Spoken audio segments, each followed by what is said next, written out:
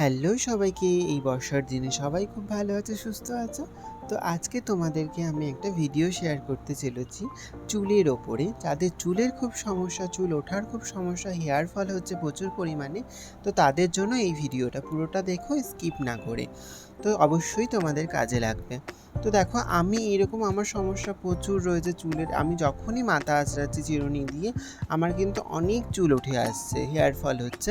তো আমি তো বেশ অবাক যে আমি এত কষ্ট করে চুলটা বড় করছি, যাতে আমার চুলটাই উঠে যাচ্ছে। তো সেক্ষেত্রে দেখো, আমি চুলটা তোমাদেরকে দেখাচ্ছিলাম কীরকমভাবে উঠছে।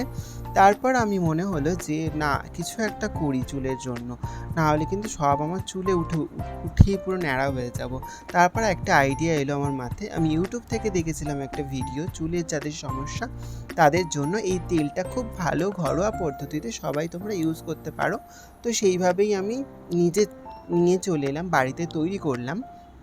তো দেখো, তোমাদের বাড়িতে অবশ্যই সবার এই ইনগ্রিডিয়েন্টগুলো রয়েছে, যেগুলো লাগে, মানে এগুলো সবই হার্বাল প্রোডাক্ট, তো তোমাদের সবার বাড়িতেই নিশ্চয়ই পেয়ে যাবে। তো দেখো কী কী লাগছে তোমাদেরকে আমি আরেকবার বলে দিই। সেটা হচ্ছে অ্যালোভেরা, জবা ফুল, জবা ফুলের পাতা, কারি পাতা, নারকেল তেল, কালো জিরে ও মেথি, আর আমন্ড বাদাম। তারপর আর একটা জিনিস ছিল, সেটা হচ্ছে পেঁয়াজটা আমি নিতে ভুলে গেছিলাম, তখন তোমাদেরকে দেখাতে পারিনি। তো পেঁয়াজটা আমি পরে দিয়েছিলাম। তো তারপর আমি গ্যাস অন করে দিলাম, কড়া বসিয়ে দিলাম। কড়া বসিয়ে দিয়ে কড়াটাকে খুব হালকা করে গরম করে নিলাম।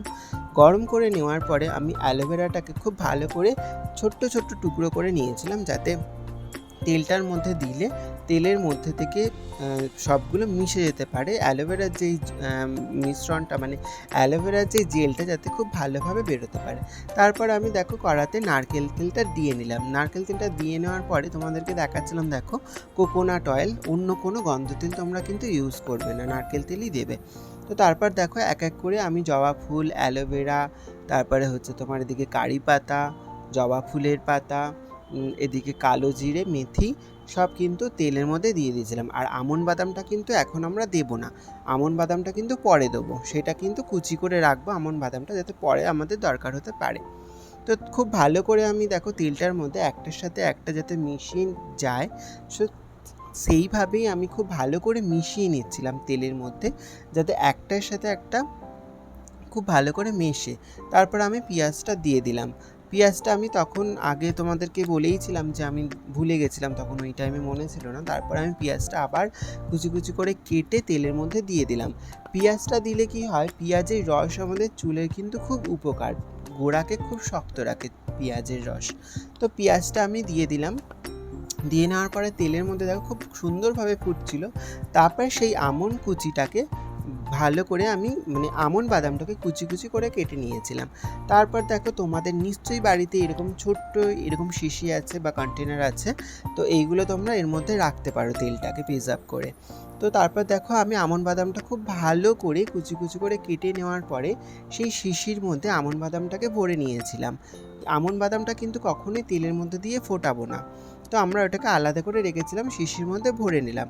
ভরে নেওয়ার পরে তো আমরা যেই তেলটা তৈরি করেছিলাম, সেই তেলটাকে খুব ভালো করে ছাঁকনির মাধ্যমে, ছাঁকনির সাহায্যে আমরা খুব ভালো করে ছেঁকে নিয়েছিলাম। দেখো তেলটা কিন্তু খুব সুন্দর একটা কালার এসেছে। তো তোমরাও এরকম বাড়িতে কিন্তু তৈরি করে মাথায় মাখতে পারো, তো চুলের পক্ষে খুবই ভালো। তো তারপর দেখো, আমি সেই কন্টেনারটার মুখটাকে খুব ভালো করে সাদা একটা কাপড়ের মাধ্যমে, যাতে তেলটাকে ছেঁকে নিতে পারি, যাতে কোনো নোংরা না থাকে তেলে, তো সেইভাবে আমি মুখটাতে, মানে শিশির মুখটাতে খুব ভালো করে আটকে নিয়েছিলাম কাপড়টাকে। আটকে নেওয়ার পরে আমরা যে তেলটা তৈরি করেছিলাম, সেই তেলটাকে খুব আস্তে আস্তে সেই বোতলের মুখে বা শিশির মুখে আস্তে আস্তে আমরা কিন্তু ঢেলে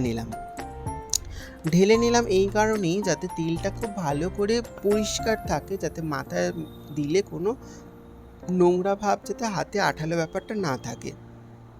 খুব ভালো করে আমি তেলটা ছেঁকে নিচ্ছিলাম।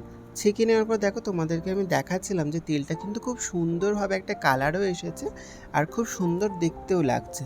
এটা মাথায় দিলে কিন্তু যথেষ্ট ভালো তোমরা রেজাল্ট পাবে। আমি তো এটা ইউজ করব এখন, আমি ইউজ করিনি এখনও, ইউজ করব বলেই তেলটা তৈরি করলাম। তো তোমাদের কাদের কাদের ভালো লাগলো, কোথা থেকে ভিডিওগুলো তোমরা দেখছো অবশ্যই আমাকে কমেন্ট করে জানিও। তো দেখো তেলটা মোটামুটি আমার রেডি হয়ে গেছে মাথায় মাখার জন্য। তো তোমরা এইভাবে বাড়িতে কিন্তু এইভাবে ইউজ করতে পারো, মাথায় মাখতে পারো তেলটাকে। আমি যেভাবে তৈরি করলাম সেভাবে তোমরা ইউজ করতে পারো। তো আমার তেলটা মোটামুটি রেডি। তো দেখো তোমাদেরকে দেখালাম, পরের ভিডিওতে আবার দেখা হবে। ভালো লাগলে অবশ্যই কমেন্ট করে দিও।